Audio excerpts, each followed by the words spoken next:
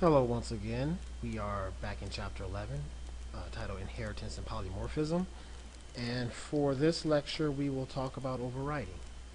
Overriding is where a method in the subclass has the same signature and the same return type as in the superclass. You typically will find this for the toString method. We'll discuss what the toString method is in more detail later on. But we can do this for any method. I have an example that will illustrate this. So on my left is the vehicle class, which is a parent class. Car class is a parent or a superclass. So vehicle is a superclass. I just want to make sure I continue to use Java terminology so that you guys can follow this better. On the right side is the car class. The car class is a subclass of the vehicle because he extends vehicle, as you can see here. Now, if I remove this entire setSpeed method, this will still compile because setSpeed is already defined in vehicle, and I have access to this method because I inherited it from vehicle. By placing it here and making sure the signature is identical to the signature here, I am what is called overriding. This is what we call my method overriding. In this particular case, I am taking what is passed into me and I am multiplying it by 10 and calling the method I'm overriding. You don't have to do that when it comes to method overriding. That is not a requirement to invoke what you're overriding. I can do anything I want inside of this. I do not have to call setSpeed, just to make sure you guys are clear with that. So this is what we mean by overriding, is where we have a method in our subclass that has the same signature, and it is doing something different from what is being done inside the superclass. Now, if we were to maybe explain why we want to do that, let's just say, for example, for this particular case with vehicle and car, I may say, well, I think every car is 10 times faster than a vehicle. So I would set the speed, no matter what the user passes in, I just multiply it by 10 to make sure his speed will always be 10 times faster than what his speed would have been if he were just declared as a vehicle. So this is just one example of how to do it.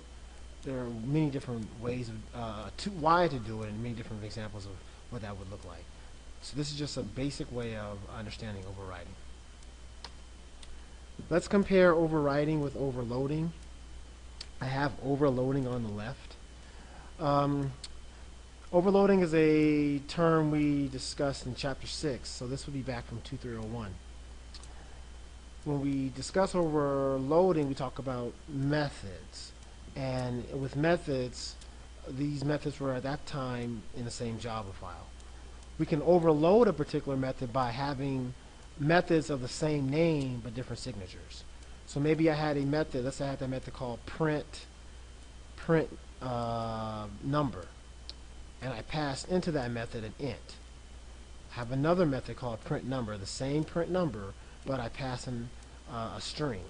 Okay, so I have two different methods, both of the same name, but a different signature. That is overloading, and I can overload as many times as I want within the same Java file. Overriding, as you guys already saw, is a property of inheritance, or something that can be done with inheritance. In order for me to override, my subclass must have the same name and same signature of a method that already exists inside the superclass. And all I'm doing inside that subclass, inside that method inside the subclass, is just a different implementation. Now, if I were to remove the signature, let's add a different signature inside the subclass, then I'm no longer overriding. I am pretty much just overloading. I'm not sure why we want to do that in object-oriented programming, where we're overloading a method inside of a that exists inside of a parent class. So let's make sure we understand the differences between overloading and overriding.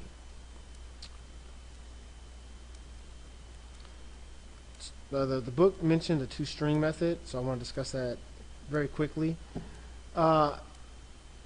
we haven't really covered this in a lot of detail, but I do believe it's important to understand. Every class in Java is derived from the object class. We don't see that anywhere inside our .java file. It's an implicit inheritance. Okay, so this is something we get for free.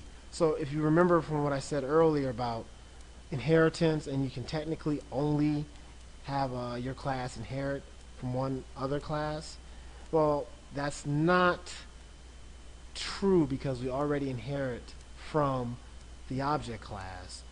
What I was referring to back then is more of an explicit an explicit inheritance.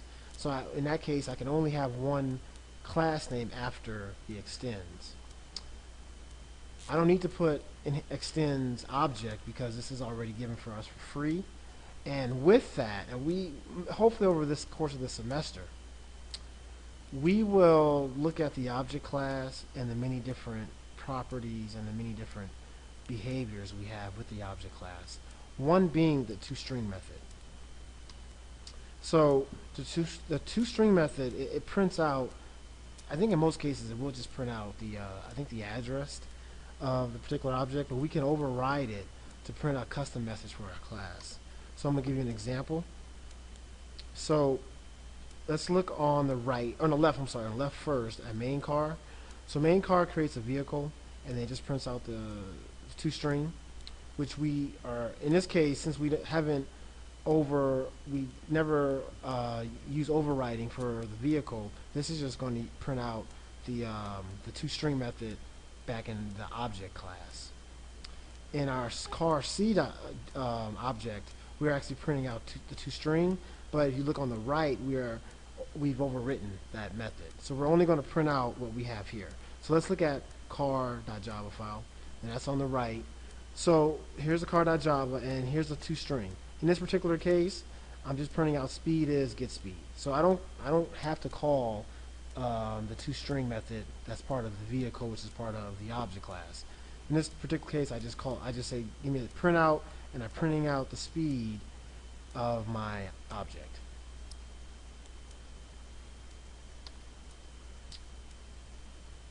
And that will conclude this lecture. We will go into polymorphism next lecture.